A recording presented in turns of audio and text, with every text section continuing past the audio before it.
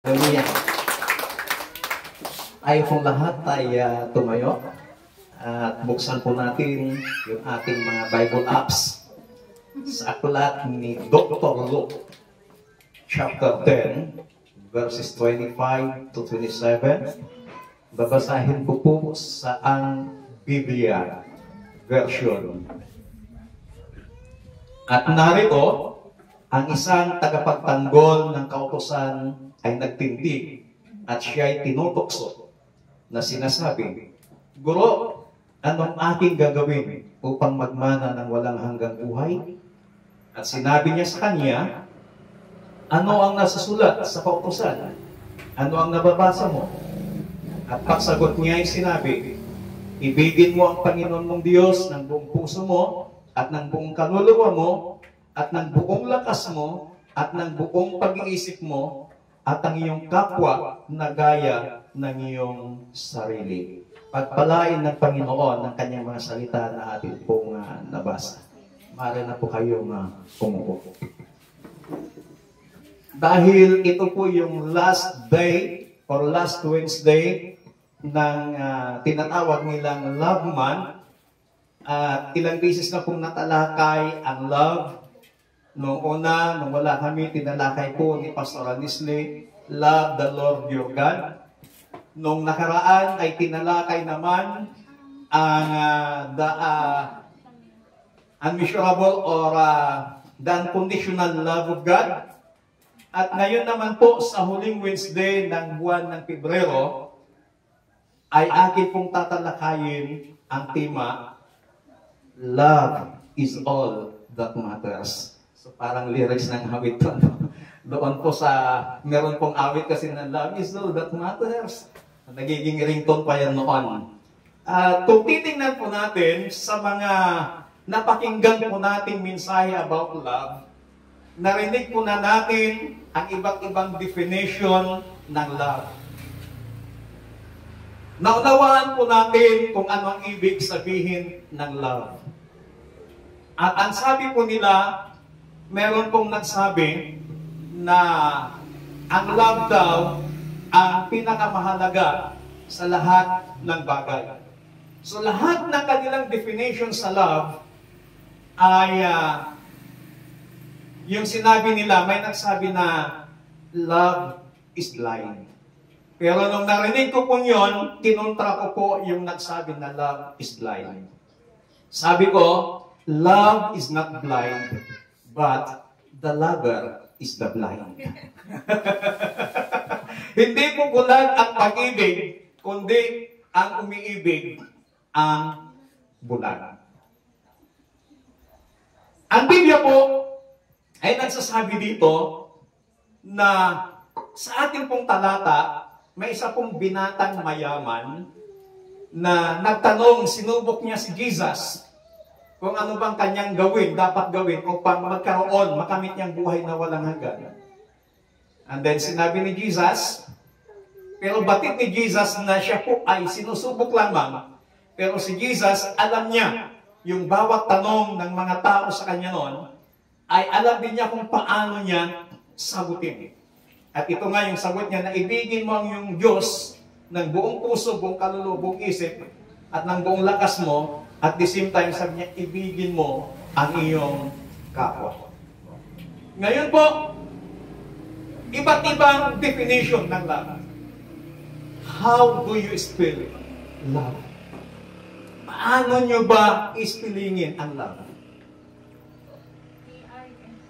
Ang sabi nila is, love is L-O-V-E.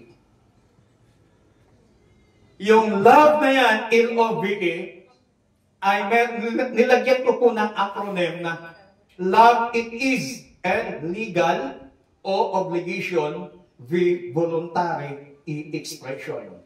So yun po yung definition ng love. But, kung atin pong ispilingin ang salitang love, maiiba po. Hindi po L-O-V-E. Kundi ito po ay magiging T-I-M-E. Ibig sabihin, time. The spilling of love is Not L-O-V-E, but time. Kaya sa gabi pong ito, bibigyan ko po ng meaning yung salitang time. Number 1, letter T. Trust in the Lord. Sino pong nagtitiwala sa Diyos? Trust in the Lord, it means to place your confidence to God. Kapag ikaw ay nagtitiwala sa Diyos, ito po ay nilalagay mo ang iyong confidence sa Panginoon. Minsan tayo po, wala tayong self-confidence. Nanginginig tayo, nininervyos tayo minsan kapag tumatayo tayo sa harapan ng maraming tao. Alam nyo, nung ako po pumasok ng Bible School, doon po sa Manila, pumasok po ako ng Bible School, hindi po ako marunong manalangin. Naging youth president po ako ng 3 probinsya. Umaabot kami ng almost 1,000 na mga kabataan. Ako pong may hawak. Lahat pwede nilang ipagawa sa akin. Kahit impronto na MC, impronto na pag-share ng salita ng Panginoon, impronto na paawitin, patugtugin, wala pong problema. Pero kapag tinawag nilang aking pangalan sa pulpito, may I call on Brother Jude to lead us in opening prayer. Kahit pag malmalamdang ang mga awag tinagan ko, pulos nga hanak nga makan. Mabuti nga tabaka, anya ti may bagbagak bigay. Napanak Bible School, sabi nila, naumalang tinugar tayon. Dahil mapangmanji, Manila. Ito na nauman di Manila, na nagkaroon ti problema di niya, garamit to trouble. Absolutely dito eh. Kabisado po kasi nila ako noon, na pag dumayo kami sa ibang lugar, troublemaker po kami. Pero pagdating sa lugar namin, wala pong makakagawa ng kaguluhan. Dahil kami po ang bantay. Kasi yung pastor namin noon, kapitan, kayang tawag sa kanya, kapas. Kaya kami naman, yung kanyang barangay tanod. At sabi niya, nagluko-luko ng barangay tanod ko, da kayo ti bantay ko. So dati nagluko ang barangay tanod, binitog medyo barangay tanod. Nagipulong yan ni kapitan, yan ni pastor, pinayaban na kami mat. Kunyari, nung ungtan na kami ni pastor me, nga may din nakatalikod yung tanod, good, yan na namin yun. Tatno pumanda. So, lahat, wala akong confidence. Kaya nga, noong pumunta ako ng Manila, ang sabi ko, hindi ako magbabakasyon, magpapakita dito doon sa Mindanao na hindi ako pastor. Patunayan ko sa kanila na pagbalik ko, pastor. Doon po sa Bible School, sinubok ako ng Panginoon. Naranasan ko pong tumira, natulog sa overpass ng Makati, Guadalupe. 3 araw ako doon, walang tulog, walang kain. Yung puting damit ko noon, hindi na puti. Iba na ho yung kulay. And then, yung mother mo namin noon, ang galing magpadala ng love letter. Ang sabi niya, anak, ano mang problema, ano mang pagsubok, huwag kang give up. So kapag binabasa ko po yun, tumutulo po yung luha ko. At dumating yung time, final exam, sabi nung may-ari ng Bible School, Brother Jude, it's better to go home than plant kamuti kaysa hindi ka makapag-exam. Sabi ko sa kanila, ma'am, ang communication noon, telegrama. Bago dumating ang telegrama, ay 2 weeks or 1 month ang makarating. Pero yung prinsipyo ko, hindi ako babalik. Hindi ako aalis sa Bible School na to na hindi ako graduate.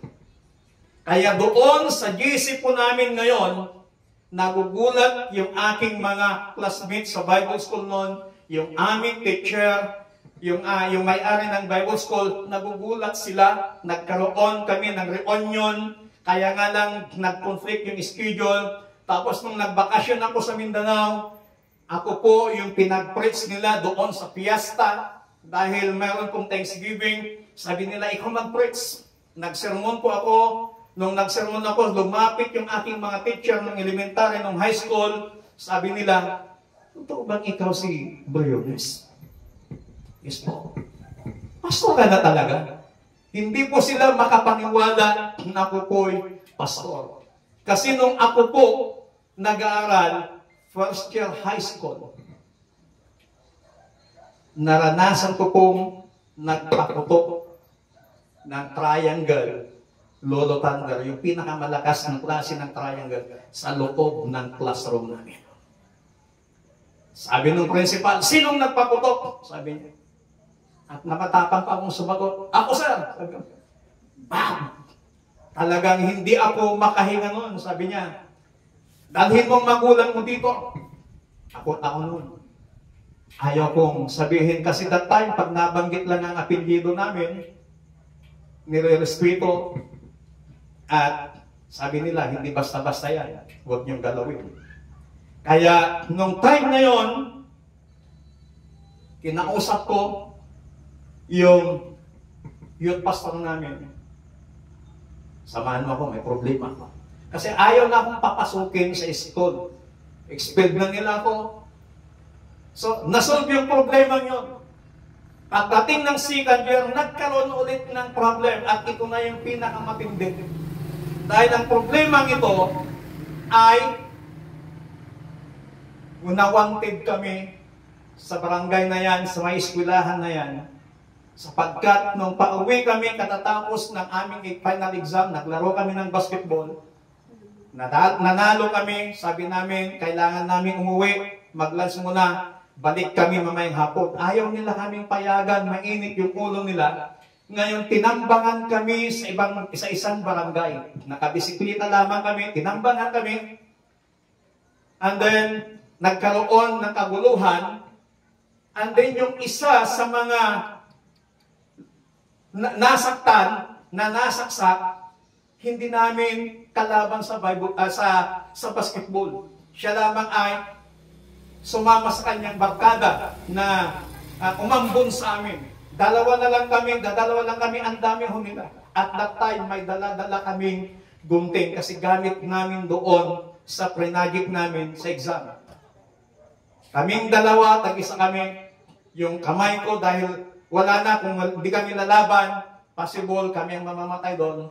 Ang ginawa ko, kinuha ko yung gunting na nasa bulsa ko, ginanon ko, eksakto, tamaan, gibuksit na tao, nagpuswak tidara, hindi nakita na tidara, nagtataraydan, idayimati pa nagtaray mi, nga pimanaw. So nagkaroon ng problema. And then sabi ng mga eskwelahan, ng mga teachers doon sa eskwelahan, sa lahat ng Briones na nag-aral dito, sabi nila, ikaw ang pinakaluko. So, mga magulang ko noon, problemado. Ba't alam niyo yung ginawa ng mga magulang ko? Ipinagkatiwala nila ako sa Panginoon. Sabi ng mga magulang ko, Panginoon, di namin kayang baguhin ang anak namin. Kayo na po ang bahalang magbago sa kanya. Ipinagkakatiwala namin siya sa iyo. Hindi ko na malayan. Parang may biglang humila sa akin. That time, sabi ko, tumayo ako sa church. Nag-decision ako, sinabi ko, sasama ako sa Manila, mag-aral ng Bible School. Nagulat yung pastor namin, yung mga magulang ko noon, nung narinig na yun, umiiyak sila. Kaya pagkatapos ng church, anak, totoo ba yung narinig namin? So hindi ko na malayan, may biglang humila yung puso ko. Doon ko nalaman na yung magulang namin, ipinagkatiwala nila pala ako sa Panginoon. Kung hindi nila ako pinagkatiwala sa Diyos, possible, wala po Pastor Jude Briones ngayon. At possible, baka wala na rin ako dito sa ibabaw ng lupa. Dahil at that time, troublemaker po talaga ako. Kaya, alam ng mga kaibigan ko, alam ng mga, yung kaibigan kong laging tumatawag sa akin na nagbibideo call, alam niya kung ano yung kaya kong gawin, alam niya kung gaano ako kabait noon. Kaya, sabi ko nga noon, meron kaming water baptism, tapos yung mga kabataan, babae, alisan doon sa pool na nanginginig. Sabi ko, bakit? Sabi ko, may lasing doon, pastor. Nilalapitan kami. Saan? Hindi sinabi nila. Sabi ng pastor, ups, pastor kan. Yun yung sabi sa pastor kan. Ang prinsipyo ko noon, naglaka ako, sugod ti pagkapastor. So, tinignan ko yung mga kaibigan ko, bakada ko, sabi ko sa kanila, dating gawin. Alam na nila, pag dating gawin, pag nagtinginan kami, nauna na sila, pinalibutan na lang yung lalaki, lumapit ako, sinuntok-suntok ko po yung lalaki. Tapos, yung pastor namin lumundag sa pool, sabi niya, ops, tama na yan. So, pinagsasabihan ako, pinapagalitan ako ng pastor namin, pastor ka na. So, sabi ko, Lord, ito yung weakness ko. Hindi ko kaya labanan. Pinagkakatiwala ko sa iyo. Dumating yung time na kahit anong hamon nila sa akin, sinusubok nila sa ako na anumang kaguluhan, sinusubok nila ko, that time, talagang umiwas ako. Napagtagumpayan ko.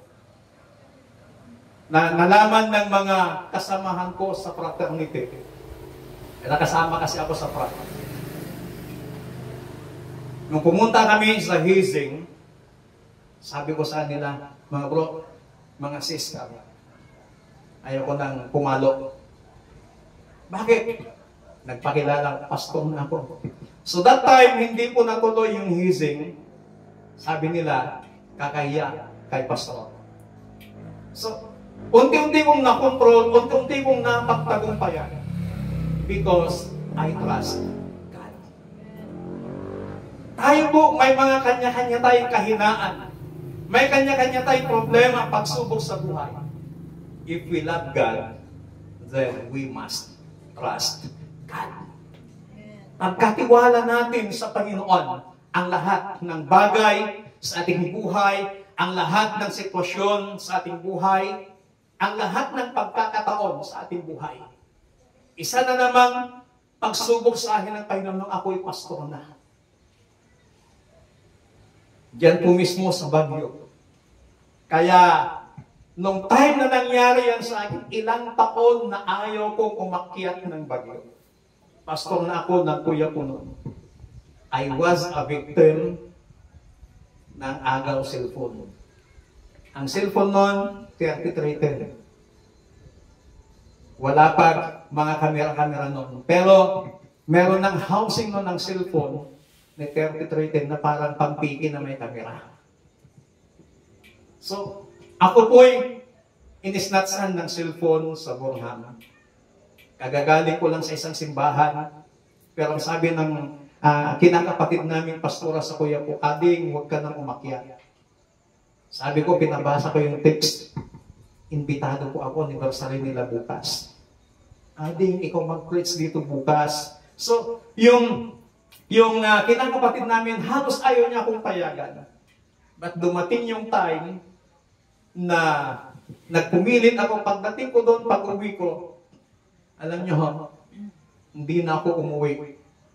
Nakauwi na kuya ko. Na-confine na ako sa BGH, Baguio General Hospital, because sinabuyan ako ng asido sa mukha ko.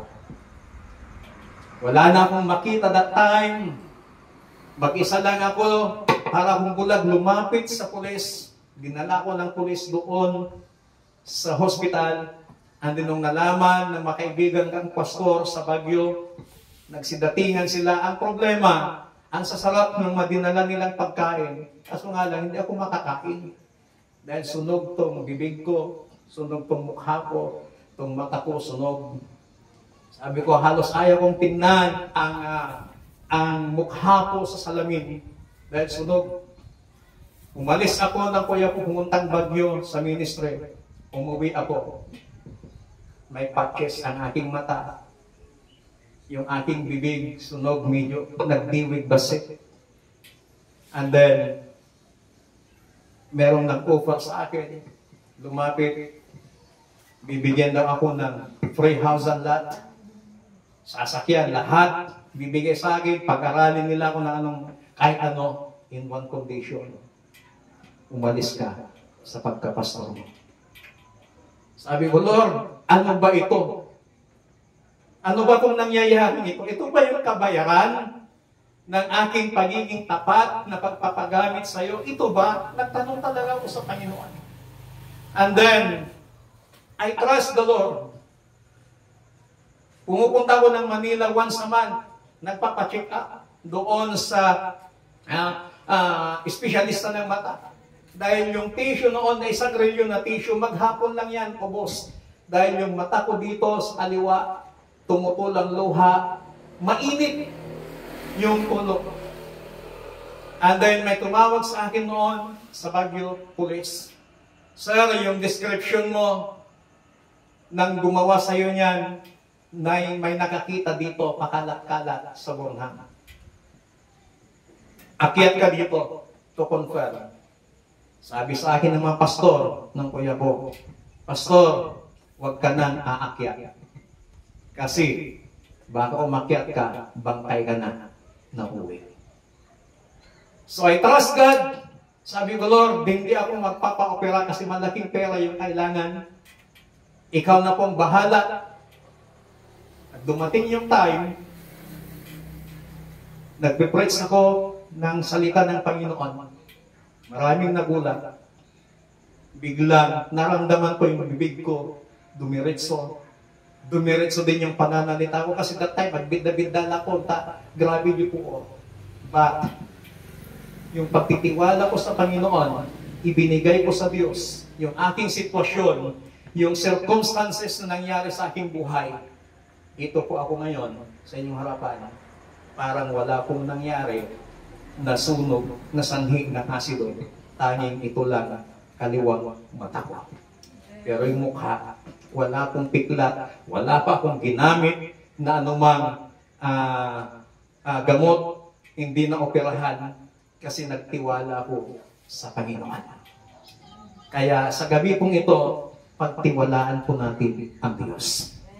Whatever situation ng ating buhay, ng ating maranasan, always trust God.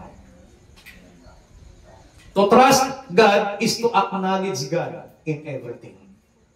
Kilalanin natin ang Panginoon na siya ang lahat sa ating mga buhay. Hayaan natin ng Panginoon ang siyang bahalang kumilos sa ating mga buhay. Kapag meron kang ibinigay sa Panginoon na sitwasyon, problema mo, hayaan mo na ang Panginoon ang kikilos. Huwag mong pangunahan ng Diyos. Pagtiwalaan mo ang Panginoon. Kung mahal natin ang Diyos, unang-una, we must trust in God. Pangalawa, sa letter I, invest in the essentials. Saan ba tayo nag-invest? Sir Bilman, naranasan niya na scam sa investment. Naranasan din namin na scam sa investment. At ang pinakamasakit pa doon, meron akong mga kamag-anak na na-recruit, nakapag-invest, lahat kami naging nganga. At wala na kaming balita, hindi namin kilala, nagtiwala lang kami doon sa tao. Pero, mag-invest tayo sa Panginoon. Kapag sinabi natin invest in the essentials, ibig sabihin, we must seek God. Hanapin natin ang Panginoon. We must fear God. Katakutan natin ang Diyos. Yung pagkatakot sa Panginoon, hindi ibig sabihin na ikaw ay nanginginig. But kapag natatakot ka sa Panginoon, natatakot kang gumawa ng hindi kaaya-aya sa harapan ng Panginoon. We must love God. Mag-invest tayo ng pagmamahal sa Panginoon.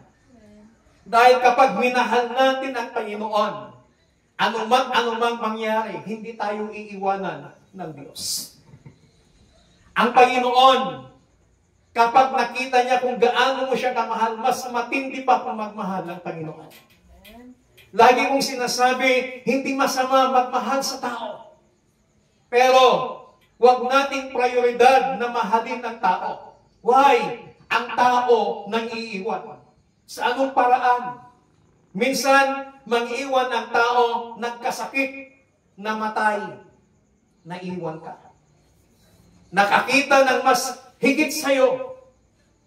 sumama sa iba, iniwan ka. Kaya napakasakit po yan hindi. Pero mas gawin nating prioridad ang Panginoon. Mahalin natin ng tudong-todo, mahalin natin ng grabe ang ating Panginoon. Upang sa ganun, mag-i-invest tayo sa Kanya. Amen. If we invest in the essentials, make God's word or make God priority in our lives. Kanina po, bandang 9 o'clock ng umaga may tumawag sa akin. Akala ko madali lang, sandali lang yun. Kasi dati-dati sandali lang yun. Pero inabot kami ng bandang 2:00 na ata, 1:30. And then, meron na namang tumawag. Sir, available ka ba? Anong oras, sir? Mga 2:00. Anong operation? Sabi nila, search warrant, sir. Anong oras tayo mag-umpisa? Ngayon na, sir, 2:00. Ipag-search warrant. Ang halubhugin ng bahay, loob at labas. Pinakamaiksi dyan, abot kami ng 3 to 4 hours. Tinignan ko yung oras, 2 o'clock. May gawain pa sa Balintaway. May mga assistant pastor naman tayo dito. May mga katuwang naman tayo dito. Pwede ko sanang sabihan sila na kayo muna dahil may operation kami. Pero hindi ko po ginawa. Priority ko po yung gawain ng Panginoon. Kanina, kabababa ko pa lang ng kotse. May tumawag. Sir, available ka. Anong oras? Ngayon na sana, sir. Nandito po ako sa Rosales. Anong oras ka available, sir? Possible, mga 11 or 12, nasa bahay na ako. Tawagan kita mamaya, sir. Tawagan ko yung mga tropa. So, in part doon sa trabaho, minsan naapektuhan yung ministry, pero mas pinipili ko pa rin yung ministry kasi priority ko po ang Panginoon. Although na yung pagtawag nila part of my job, as hindi lamang kasi ako pastor, publisher pa ako ng newspaper, may sarili akong newspaper. As part of my job as media, kailangan nila ako, pero pinapaliwanag ko sa kanila, lalo na paglinggo, untouchable sa akin ang linggo. Bago kami pumunta ng Mindanao, may pumasok sa akin, Sir, bigyan ka namin ng isla sa radio. Napanood namin yung mga programa mo nung may programa ka sa Kabanatuan. Nagkaroon ako ng radio program sa Kabanatuan, sa Manila. Tapos sabi nila sa akin, bigyan ka namin ng isla. Sabi ko, kung maaari, ayaw ko na. Kasi hindi ko maiwasan kapag humarap na ako, umupo na ako sa mikropono at humarap na ako sa kamera at nagsasalita, minsan hindi ko maiwasan yung mga maanghang, mga banat, laban sa mga kung sino-sino pa dyan. Sabi nila sa akin, Sir, alam namin kaya mong maging fiscalizer. Yung mga magkakalaban, kayang-kaya mong pagbatiin katulad ng ginawa mo sa isang bayan, sa Tarlac, pinagbati mo yung mayor at saka vice mayor na nag-aaway-away during the pandemic. So napakaganda yung ginawa mo, sabi nila sa akin. Sabi ko, pag-iisipan ko, kung sakali, anong araw? Sabi nila sa akin, Friday. Patay. Friday, yun din yung klase namin sa Bible School. Kaya sabi ko sa kanila, Sir, tinatanggap ko po yan. Hindi ko po tinatanggap. Sir, ganito po. So, may mga pagkakataon, may mga offer, pero hindi ko po tinanggap. Kasi maapektuhan yung gawain ng Panginoon. Maapektuhan yung ministry na pinagkatiwala sa akin ng Panginoon. So, invest in the essentials. Gawin po nating priority ang Diyos sa ating mga buhay. Amen? Amen. Alam ko may mga pagkakataon na sa buhay po natin, katulad na may nag-chat sa GC namin, si Brother Berlin, sabi niya, kung matutuloy ang kanyang hipag, ay makonfine dito sa Australia. At baka hindi ako makasama sa Balingkanaway kasi mawalang mag-asikaso sa aking mga pamangkin. Isa lang yung nireply ko. Kasi nagsuri siya doon sa GC. Isa lang sinabi ko, don't say sorry. Everything is awatable. So tumawa pa si Pastor Maribik, awatable talaga, Pastor. So lahat ng bagay, pag life and death ang pinag-uusapan, everything is awatable. Alam ng Panginoon yan. Pero habang buhay pa po tayo, gawin po nating prioridad ang ating Diyos. Mag-invest tayo ng panahon, mag-invest tayo ng oras, mag-invest tayo ng pagmamahal sa ating Panginoon. Then, you will reap. Aani ka kung hindi ka mapapagod. Ano pong sabi ng Bible? What you sow, you reap. Magtanim ka ng pagmamahal sa Panginoon, magtanim ka ng panahon para sa Panginoon, magtanim ka ng oras para sa Panginoon, then, balang araw, aanihin mo ang lahat ng masakripisyo mo, ang lahat ng maitinanim mo sa Panginoon, magugulat ka na lang kung anong gagawin sa iyo ng Panginoon. Palakpakan natin ang Diyos. Pangatlo, letter M. Managing realistic expectation. Matuto tayong mag-manage ng makatotohanang expectations. Ano ba ang expectation natin? As a Christian, sometimes yung iba, pag alam nilang Kristiyano, wala na daw pagsubok, wala na daw problema. But as a Christian, we must expect na bawat isa ho sa atin ay makakaranas ng iba't ibang problema, iba't ibang pagsubok sa buhay. We are not exempted sa mga hamon. We are not exempted sa mga challenges sa buhay. Even as pastors. Alam niyo, kaming mga pastors, kung kailangan nyo ng prayer, mga members, even we, kailangan namin ang panalangin ninyong mga pastor, ang mga members, para sa amin bilang mga pastors. Why? Ang inaatake ng kaaway, mga pastors. Why? Kasi pag napabagsak ng kaaway ang pastor, babagsak ang gawain ng Panginoon. Sasabihin ng mga member, si pastor nga, natalo pa, tayo pa kaya na mga member. So we are not exempted. Lahat tayo kasama, kasali dito sa tinatawag na expectations. Ano yung expectations na yan? Mga pagsubok, problema sa ating buhay. But, tandaan po natin na bagamat makakaranas tayo ng mga expectations, mga pagsubok, mga problema sa buhay, God will not leave us nor forsake us. Amen. Marami pong mga nagsasabi, yung Hebrew chapter 13 verse 5, ang kinupok lang nila yung sinabi doon na I will never leave you nor forsake you. Pero bakit sinabi ng Diyos na I will never leave you nor forsake you? Tingnan po natin yung taas. Bakit sinabi yun ng Panginoon sa verse 5? Huwag nating ikukop, huwag nating kukunin yung katagang I will never leave nor forsake you, pero meron pong katuloy sa taas. Ano pong sinabi niya sa taas? Huwag kayong magmukhang pera. I will never leave you nor forsake you. Yun pala ang sinabi ng salita ng Panginoon kung bakit hindi kanya pababayan, hindi kanya iiwanan. Huwag lang tayong magmukhang pera.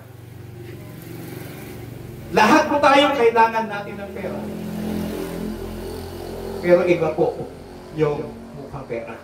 Iwan ko kung nabanggit ko na sa inyo dito, meron akong kinasuhan. Meron akong kinasuhan. Spokesperson ng isang kapitolyo. Tauhan ng gobernador. Tauhan ng congressman. Kinasuhan ko po siya. Libel at saka cyber libel. Nalaman namin, nakapagpiyansa siya. Bumabang warrant, nakapagpiyansa siya. Ang naikaso namin sa kanya, 8 counts of cyber libel. Matindi. And then may mga nag-reject. Sabi nila, pare, patawarin mo na sa halaga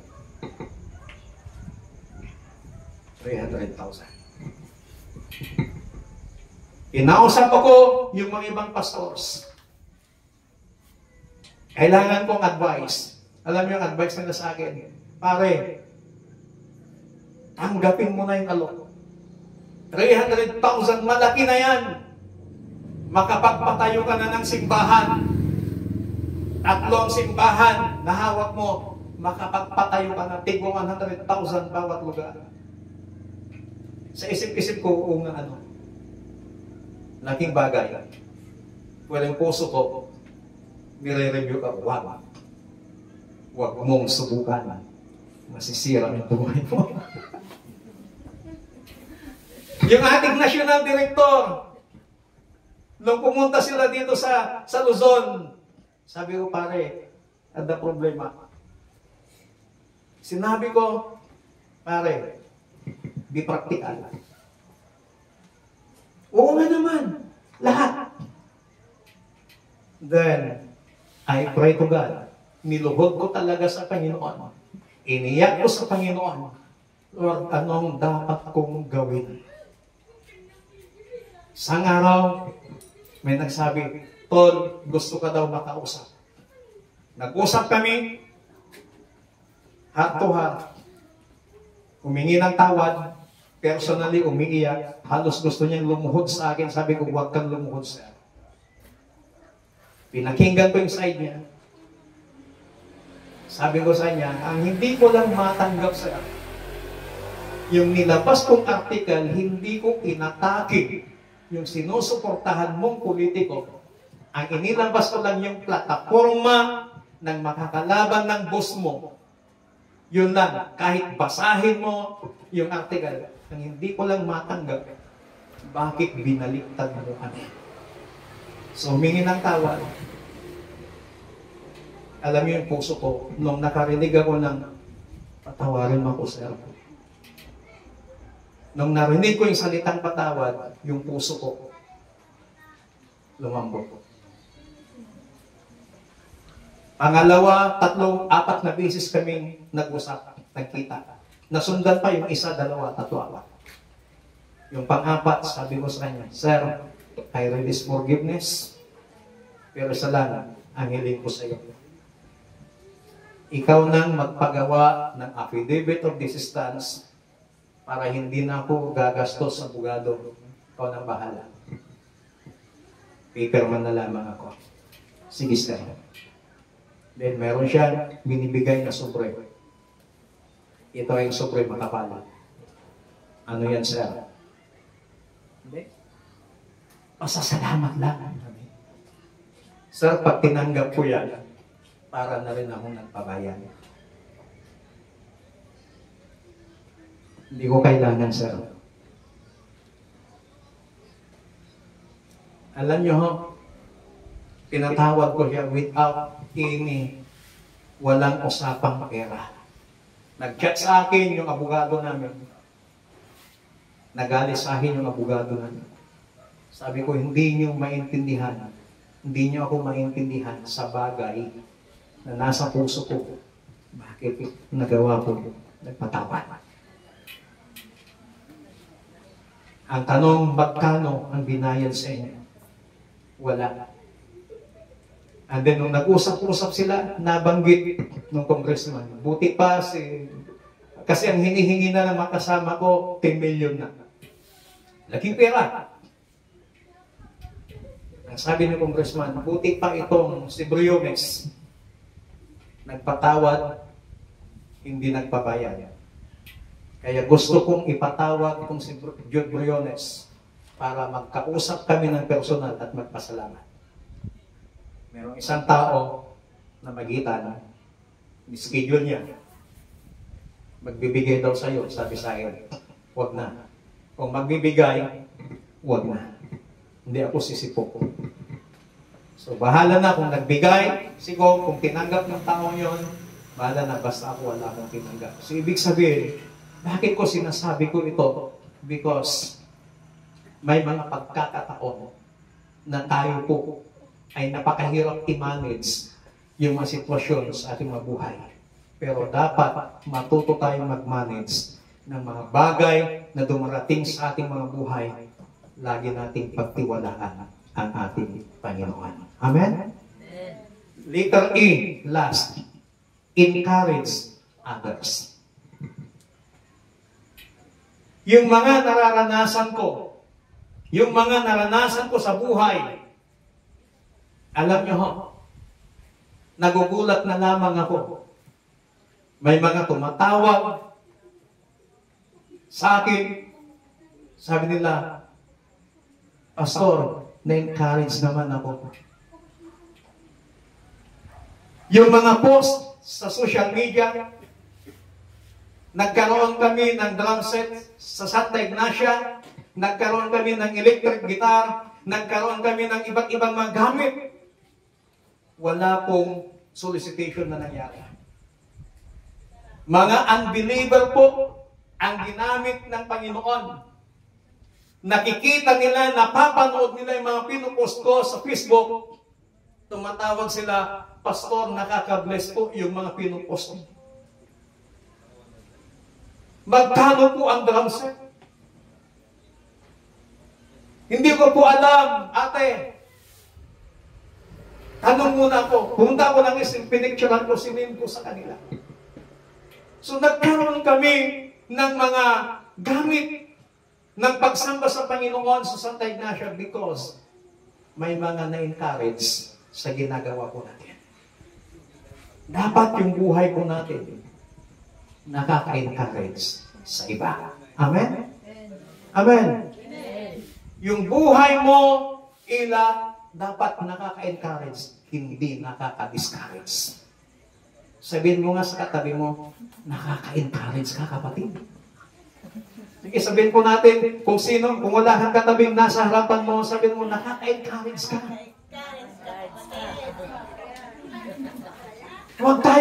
Huwag yung nakaka-discourage, nakaka-encourage ka. Kasi kapag nakaka-encourage ka, kahit may problema yung kapatid mo, makita na pala niya, nahi-encourage siya sa'yo. Ito palang ngiti, laging naka-smile, ang dami palang problema, pero naka-smile. Doon palang sa ngiti niya, sa smile palang niya, nai-encourage ka na. Kanina may nag-chat. Sabi niya, browse daw niya lahat ng mga post ko at nakikita ko yung mga ministry ginagawa mo. Kanina may tumawag, Pastor, kumusta? Kita ko yung post mo, grabe.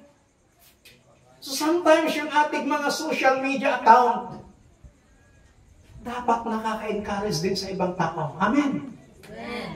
Doon pa lamang maaaring gamitin ng Panginoon yung ating mga social media account. Nakakaabot tayo ng buhay.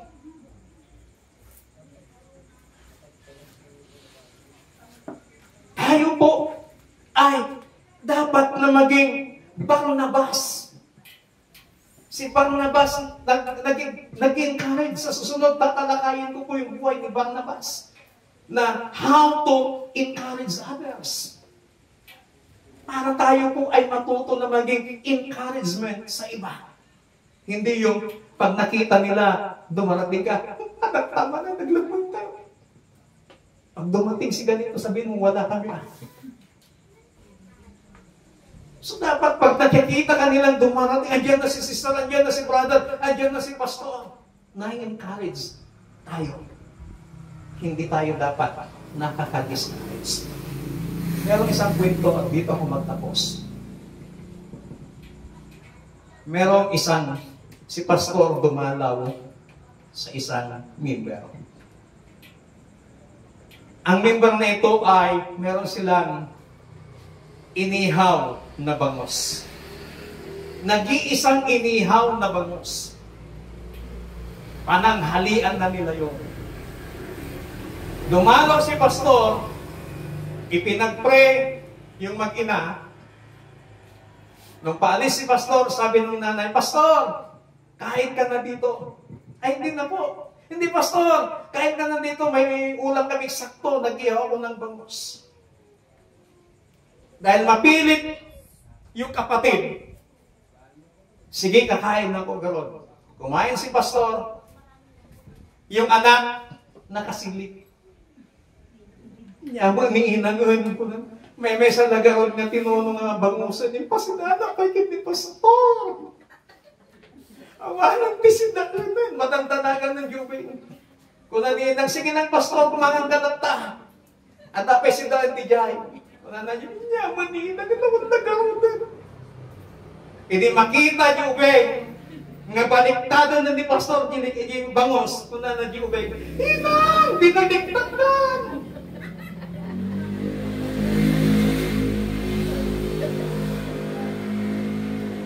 Anong ibig sabihin po nun? Sa buhay po natin, nanay, huwag mong gawing pabigat. Yung sinasabi mo na, kaya't mo at aduti malakong, tapnamada, itimated mo, huwag mong gawing pabigat. Yung pagbibigay sa gawain ng Panginoon. Mga kapatid, huwag niyong gawing pabigat ang paglilingkod sa Diyos. Mula nung ako'y nagpastor, hanggang sa sabit, kahit magtanong kayo sa mga taga-sabit, hindi ko inuobligang bawat isa na magbigay ng kanilang tithes. Hindi ko inuobligang na suportahan ninyo ako. Kahit sa Santa Ignacia, kahit saan man ako nagpastor, I never oblige leaders, members to support me financially.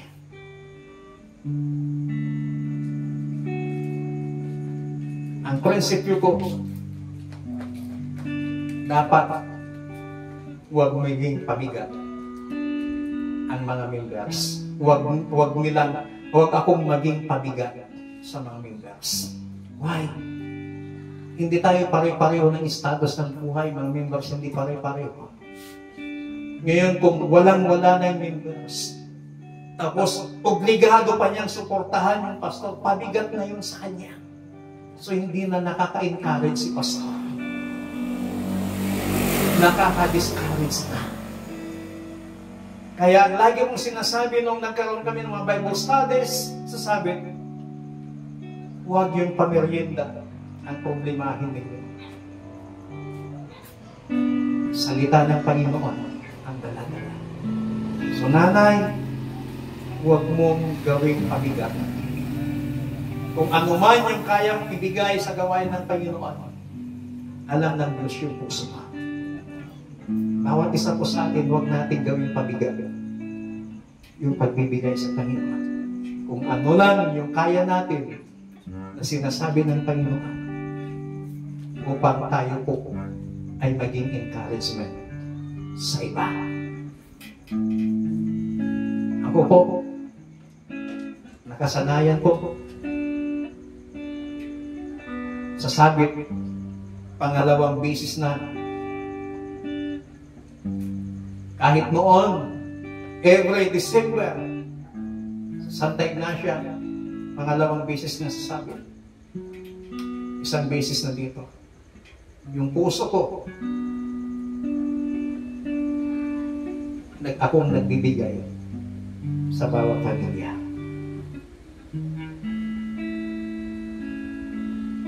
January pa lang, tinuruan ako ng Panginoon. Mag-savings ka. Ako yung tao na kapag nagbigay ng bigas, nagbigay ng madamit, hindi ako nagsusulis.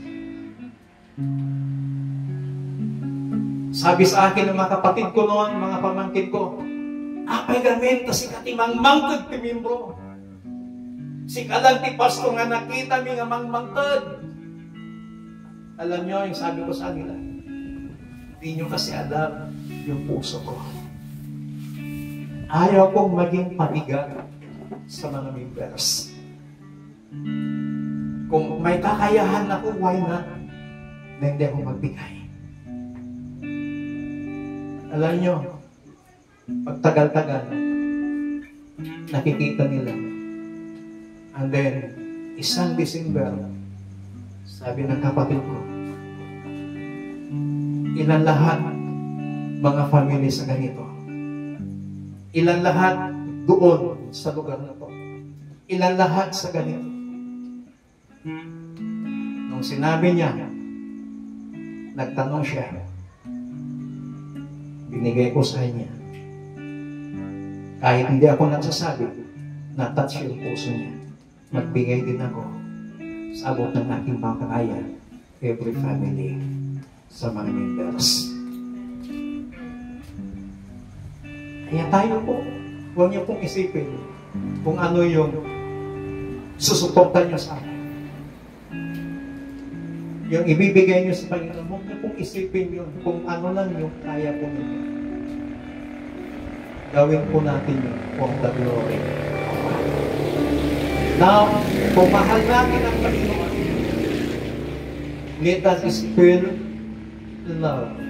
Trust in God, invest in essentials, manage the expectation in life, and then encouragement to others. Ayun nga pong lahat ay tumayo. Hallelujah. Mga kapatid, challenge sa atin ito ng Panginoon. Mahalin natin ng lubos ang Diyos. Kapag minahal natin, ginawa natin prioridad ng Panginoon sa ating mga buhay, lahat ng bagay magiging magaan. At lahat ng sitwasyon, tutulungan tayo ng Panginoon. Dakilang Diyos, sa gabi pong ito, maraming salamat sa inyong salita namin pong napakinggan. Thank you dahil patuloy mo kaming tinuturuan how to trust you, how to invest in the essentials, and how to manage our expectations in life, and how to become encouragement to others. Lord, hindi namin kaya na gawin ang mga bagay na ito dahil hindi kami pare-pareho ng pananampalataya. But we ask your Holy Spirit to help us, to strengthen us, upang magawa namin ang mga bagay na nais mong gawin sa aming buhay. Help us, O God, to trust in you. Help us to invest in the essentials, and help us to manage the expectations in our life, and help us to become encouragement to others. We give you all the glory. We give you all the praises, thanksgiving, and adoration. In Jesus Christ, mighty name we pray. Amen. Palakpakan natin ang Panginoon. Hallelujah. Maraming na po kayong umupo. Ibinabalik po ang mikropono sa ating po.